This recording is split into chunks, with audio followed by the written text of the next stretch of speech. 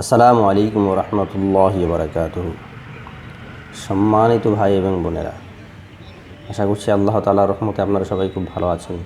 প্রাচীন আয়ুর্বেদ চ্যানেলের পক্ষ থেকে আমি আপনাদেরকে আবারও স্বাগতম জানাচ্ছি। আজকে আরও একটি খুবই গুরুত্বপূর্ণ ওষুধ নিয়ে আপনাদের সামনে এসে হাজির হলাম।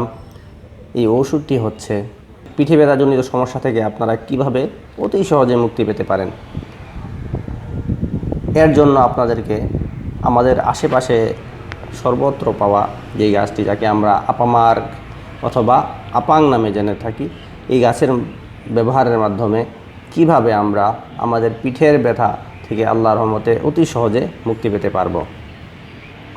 বিস্তারিত আলোচনার আগে আপনাদেরকে আমি বলে নিচ্ছি, যারা আমার চ্যানেলটি এখনও সাবস্ক্রাইব করেননি অবশ্যই সাবস্ক্রাইব করে বেল আইকনটি দাবিয়ে দেবেন, এবং যারা অলরেডি করেছেন তাদেরকে অসংখ্য ধন্যবাদ।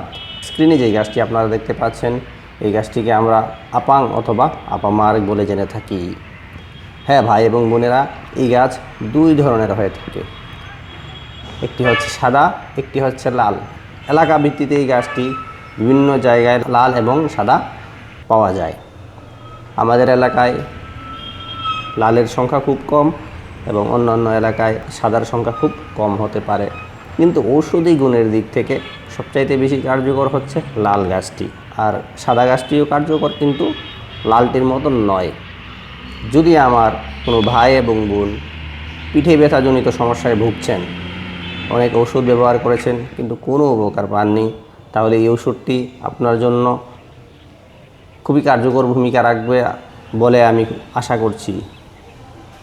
যদি কোনো ভাই এবং বোনের পিঠে ব্যথাজনিত সমস্যা থাকে, তাহলে আপনি চেষ্টা করবেন লাল গাছটি সংগ্রহ করার জন্য। আর যদি না পারেন তাহলে সাদা গাছটি সংগ্রহ করলেও চলবে, অসুবিধা হবে না, কিন্তু একটু কার্যক্ষমতা কম হবে।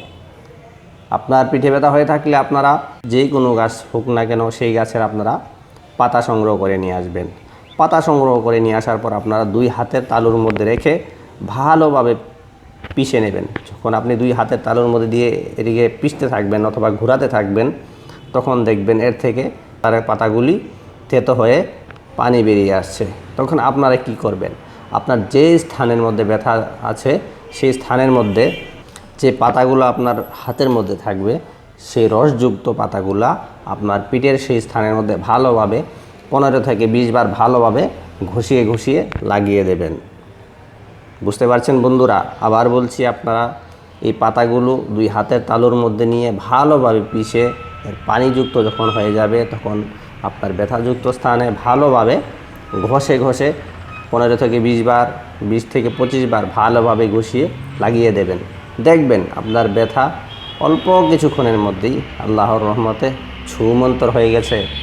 এবং কিছুদিন যদি আপনি নিয়মিত করেন, এই সমস্যা থেকে আল্লাহর রহমতে আপনি অতি সহজে কিছুদিনের মধ্যেই মুক্তি পেয়ে যাবেন।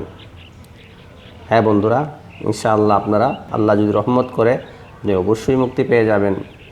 তো আমি আশা করছি যে তথ্যগুলো আমি আপনাদেরকে দিয়েছি, এই তথ্যগুলো আপনার জীবনে খুবই গুরুত্বপূর্ণ ভূমিকা পালন করবে।